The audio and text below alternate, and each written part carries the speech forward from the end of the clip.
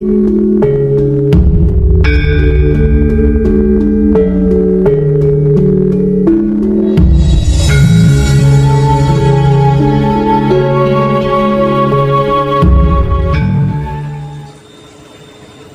edan bagu,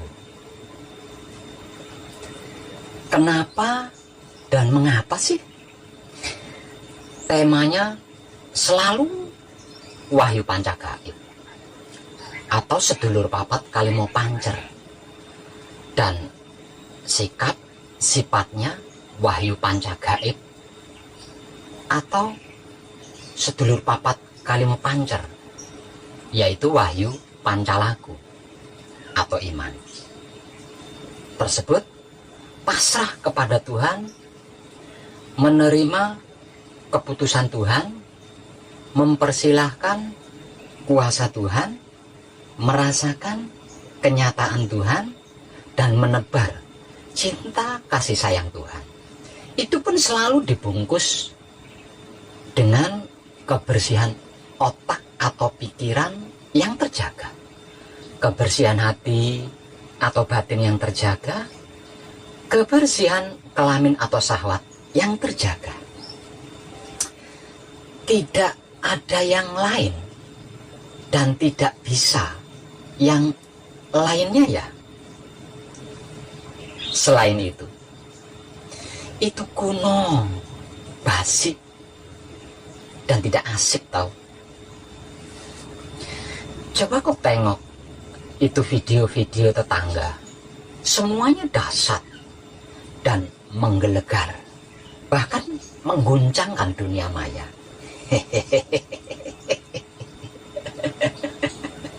Edan tenan.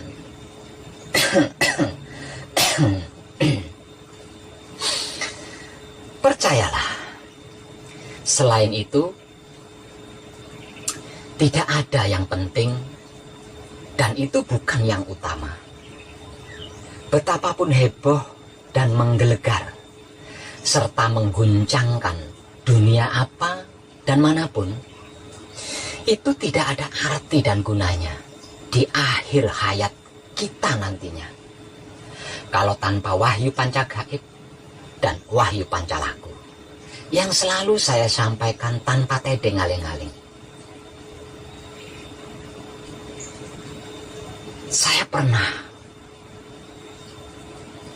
Saya pernah mengalami hingga 2 kali tentang ini, dan tidak mau mengalaminya lagi untuk yang ketiga kalinya. Ketahuilah, kalau saya harus berkata jujur lebih dalam lagi, saya pernah lahir dan hidup di abad ke-7, tepatnya pada tahun ke-659 dalam sebutan Masehi, atau tahun ke-659 pada milenium ke-1, atau tahun ke-59 pada abad ke-7, atau tahun ke-10 pada dekade 650-an. Di abad ke-7 ini, saya diberi kehidupan sebagai orang yang berkuasa dan diberi peran sebagai orang yang hebat dan kuat di Romawi, dengan masa kanak-kanak yang terlunta-lunta dan menderita karena lahir dari seorang wanita yang tidak bertanggung jawab, kemudian dibuang dan tumbuh dewasa bersama rakyat jelata yang miskin, sehingga saya dibesarkan dengan air susu anjing. Silahkan telusuri di Google. siapa orang hebat dan kuat di Romawi pada abad ke-7 sebelum Masehi, yang di masa kecilnya menderita dan dibesarkan dengan air susu anjing? Kalau ingin mengetahuinya, karena kegagalan hidup di titik akhir kehidupan saya tidak bisa mencapai kesempurnaan hidup dan mati. Kemudian terjadilah perpisahan antara raga dan jiwa serta hidup saya. Raga saya hancur dimakan bumi, hidup saya kembali kepada Maha Hidup tanpa peduli. Sedangkan jiwa atau sukma saya melayung, melayap bersama jiwa-jiwa atau sukma-sukma lainnya, tiada pasti menanggung akibat dari sebab perbuatan saya sendiri semasa hidup saya di dunia. Dan ketika mendapatkan anugerah kesempatan lagi untuk lahir kembali ke dunia, saya bersumpah untuk menggunakan seluruh waktu saya dan kesempatan hidup saya di dunia sebaik mungkin, agar supaya tidak gagal lagi seperti kehidupan pertama saya.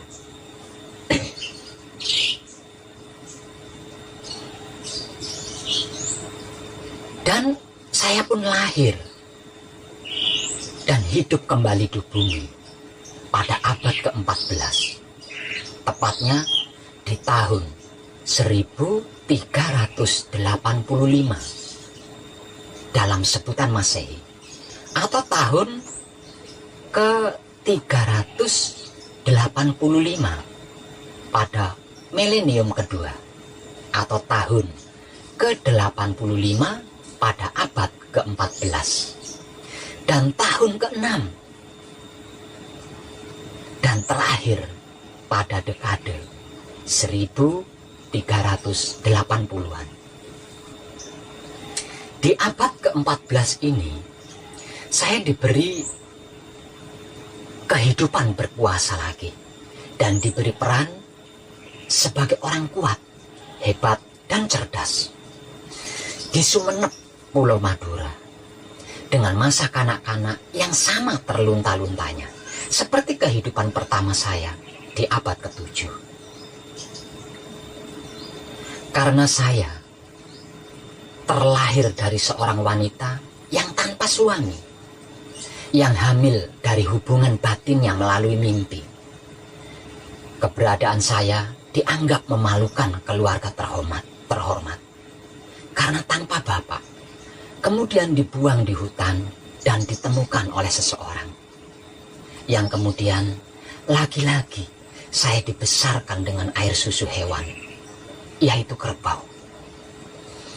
Silahkan telusuri di Google, siapakah orang hebat dan kuat serta berkuasa di Sumeneb pada abad ke-14 Masehi, yang di masa kecilnya menderita karena dibuang di hutan dan dibesarkan dengan air susu kerbau. Kalau panjenengan ingin mengetahuinya.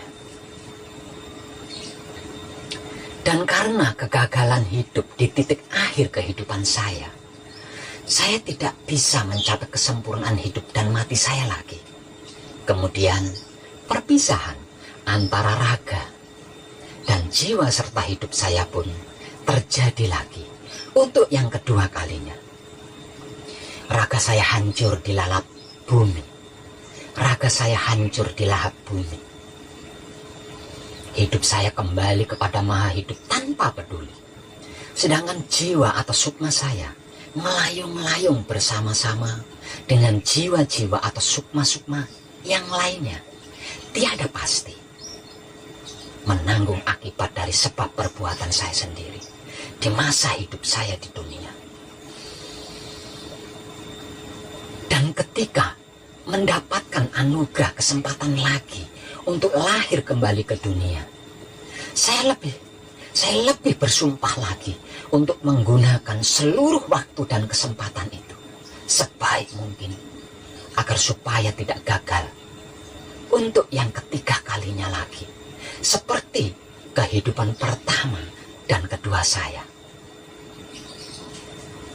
Dan saya pun lahir dan hidup kembali di bumi pada abad ke-20, tepatnya di tahun 1959 dalam sebutan Masehi, atau tahun ke-959 pada milenium kedua, atau tahun ke-59 pada abad ke-20, atau tahun ke-10 dan terakhir pada dekade 1950-an. Di abad ke-20 ini, saya diberi kehidupan yang penuh dengan kesadaran rasa cinta kasih sayang, dan diberi peran sebagai orang yang berkebajikan. Dengan masa kanak-kanak yang sama terlunta-luntanya, seperti kehidupan pertama saya di abad ke-7 dan kehidupan kedua saya di abad ke-14.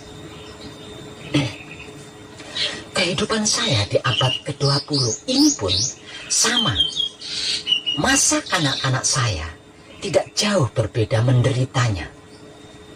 Mulai dari dikucilkan, dihina, dilecehkan, hingga diusir pada usia dini oleh bapak kandung saya, dan lain-lain, seperti yang pernah saya artikelkan dengan judul Biografi Sejarah Perjalanan Ki Jaka Tolos di Google.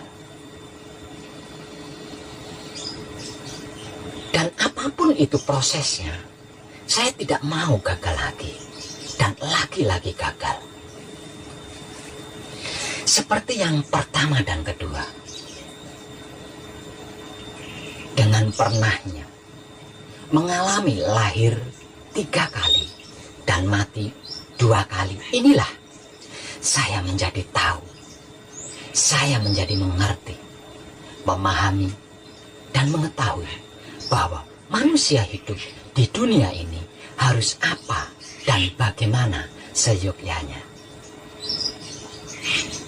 Dan dengan ini pula saya mengetahui bahwa ada 7 menit kehidupan setelah mati dan 7 menit kehidupan setelah mati di dalam alam ruh ini, perbandingannya seumur hidup di dunia ini. Dan itu teramat sangat pedih, mengerikan serta menakutkan kalau sampai kesimpulannya tidak diperoleh atau tidak didapatkan seperti berikut ini. Para kadang kinasiku sekalian, di dunia ini bagi siapapun yang tidak mengerti, memahami, dan mengetahui siapa dirinya, dari mana asalnya, untuk apa hidupnya, dan hendak kemana tujuannya, mati itu sudah menjadi barang pasti. Dan kematian ini bisa datang kapanpun, sesukanya dia. Tidak peduli siapa, usia, jenis kelamin, dan dimanapun berada, pasti akan didatangi kematian tanpa ada pemberitahuan terlebih dahulu. Namun tahukah panjenengan bahwa ada kehidupan 7 menit yang pasti juga akan dialami oleh seluruh makhluk hidup, terutama manusia, setelah mati, meninggalkan kehidupan dunia ini, dan 7 menit kehidupan ini tidak bisa dikompromi. Kenapa dan mengapa setiap orang mati pasti kejet-kejet atau kelojotan atau meronta-ronta alias sekarat atau sekaratul maut kalau bahasa religinya?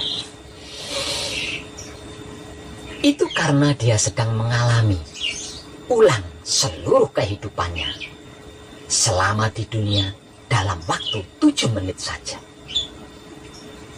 Panjenengan semua pasti tidak pernah menduga ini, apalagi berpikir tentang hal ini, karena belum pernah mati kan? Dan takut, sebab prosesnya yang mengerikan itu, selain sekarat, juga akan kehilangan seluruh yang dimiliki. Sebab itu panjenengan enggan bahkan tidak mau merenungkan tentang mati dan kematian ini. Dan tenang.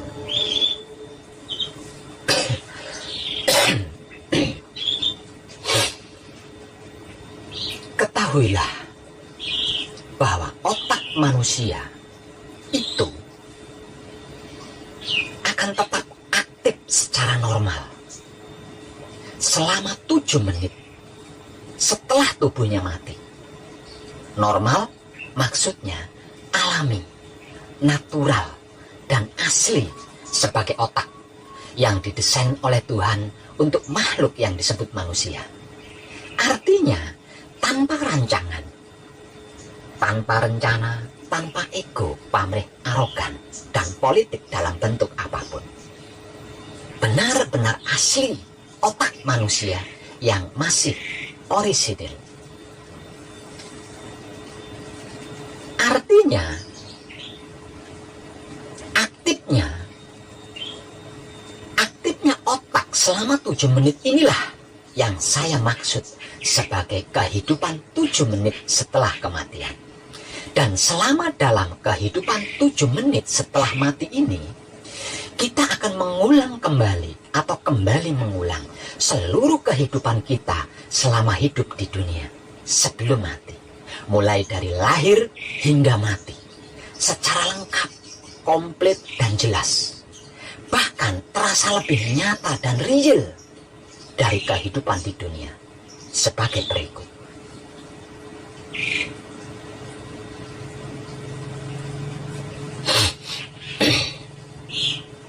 Di menit pertama setelah mati, kita akan mengalami lagi seperti apa dan bagaimana prosesnya saat kita dilahirkan ke dunia. Siapa penolong proses kelahirannya, dan wajah pertama kali yang kita lihat siapa.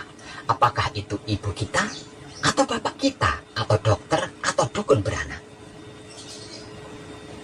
Siapa ibu bapak kita, bagaimana kehidupannya, seperti apa raut wajahnya, bagaimana perilakunya memperlakukan kita sebagai anaknya, yang menjadikan kita menyukai mereka, atau sebaliknya, yaitu membenci mereka.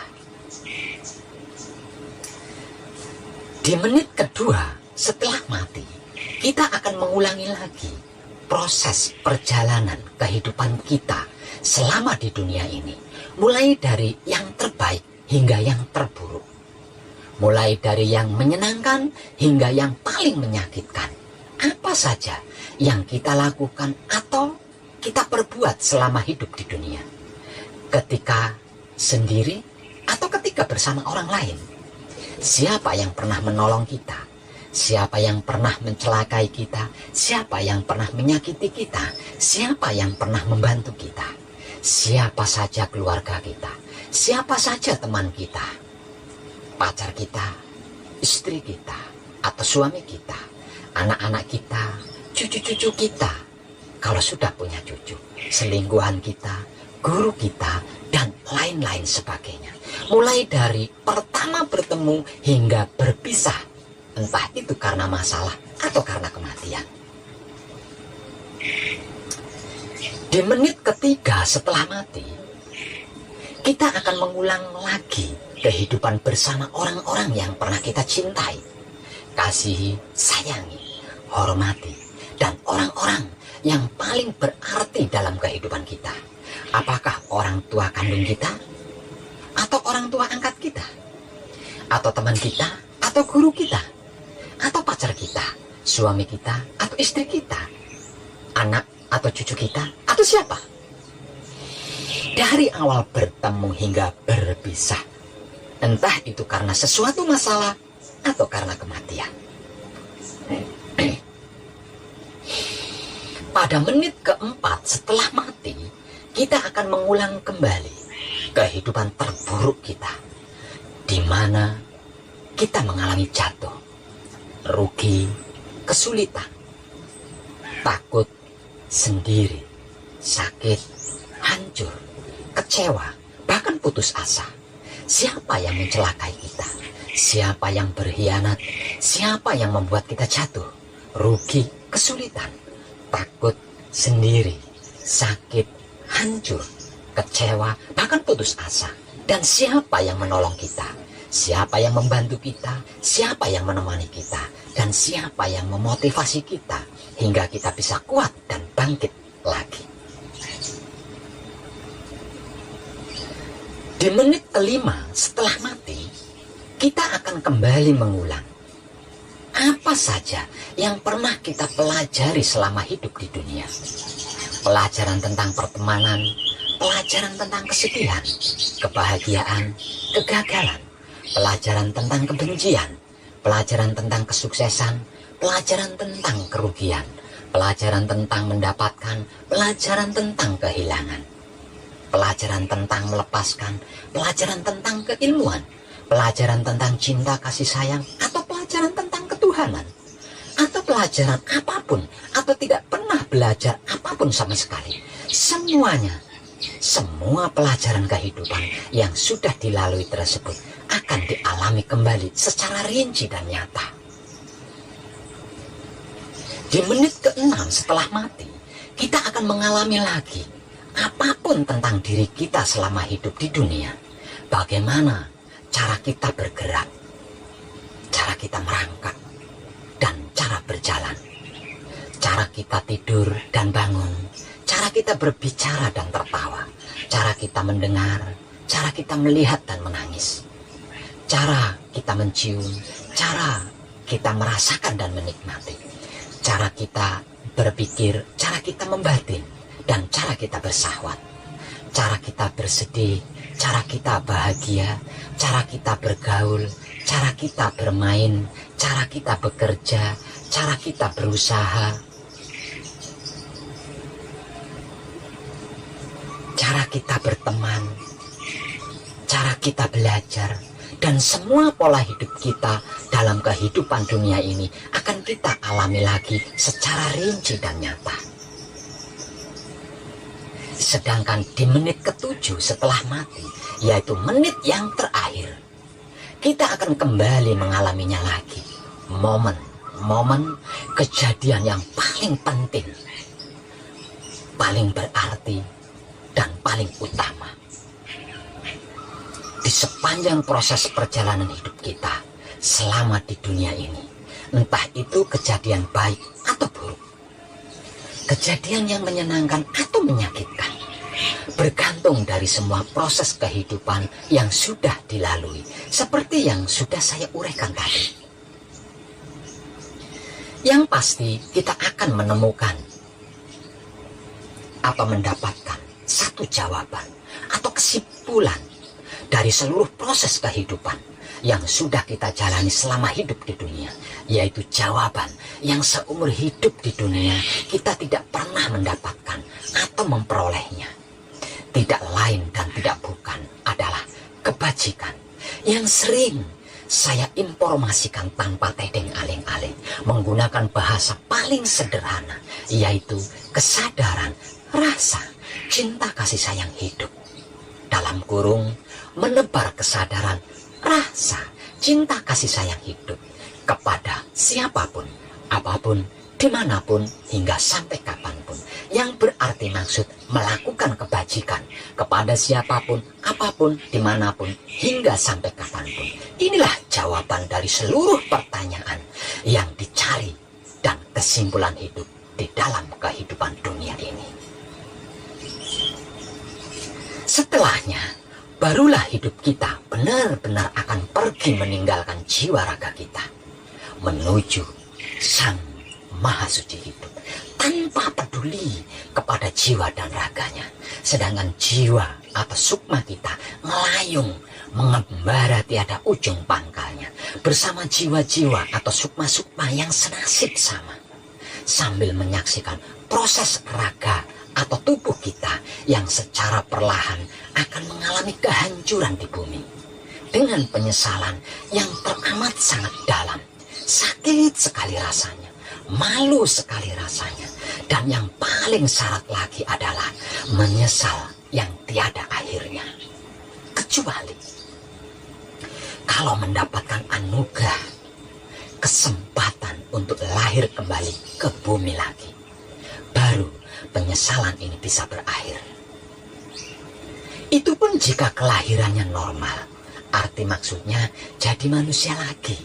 Kalau tidak menjadi manusia lagi, seperti wujud hewan-hewan atau tumbuhan dan lain-lain misalnya, itu jauh lebih menyakitkan dan menyedihkan lagi penyesalannya. Percayalah.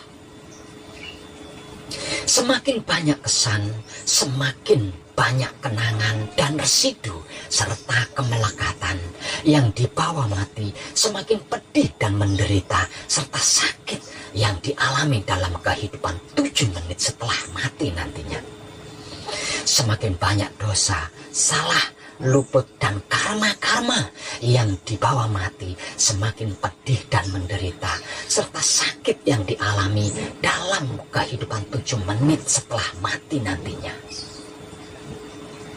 Semakin tidak mengerti, tidak memahami, dan tidak mengetahui siapa dirinya, dari mana asalnya, untuk apa hidupnya, dan hendak kemana tujuannya, alias tidak mengenal dirinya sendiri hingga ajal kematiannya. Semakin pedih dan menderita serta sakit yang dialami dalam kehidupan selama 7 menit setelah mati nantinya. Percayalah, percayalah. Jadi, apapun agama kita, apapun keyakinan kita dan kepercayaan kita, suku adat, tradisi, dan bangsa negara kita, apapun ilmu kesaktian kita, bagaimanapun spiritual kita, berapapun harta kekayaan kita, berapapun istri dan guru kita, serta anak cucu kita, itu nomor 3. Yang nomor 2 adalah wahyu pancagaib atau sedulur papat kalimo pancermu sendiri. Dan yang nomor 1 adalah wahyu pancalaku atau iman atau sikap dan sifatnya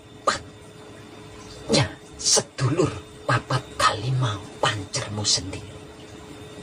Berkebajikan atau berkesadaran. Apa tidak? Percayalah sebelum menyesal pada akhir hayatmu nanti. Saya sudah mengalaminya hingga 2 kali berturut-turut.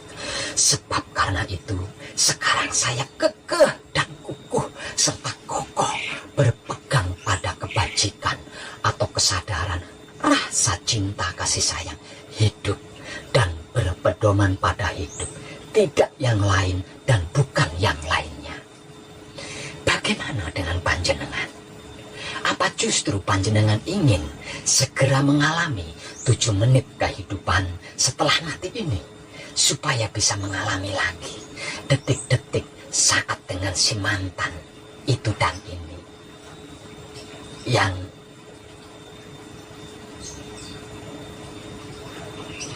kalau begitu, ya ditunggu saja sebentar. Malaikat maut pencabut nyawa setiap saat ada di samping panjenengan kok. Dan jangan kaget ketika dia melamar panjenengan, karena lamaran kematian ini tidak minta persetujuan panjenengan dan memberitahu panjenengan terlebih dulu. Ujuk-ujuk langsung sekarat begitu saja. Edan tenang. Tercerahkanlah kita semuanya.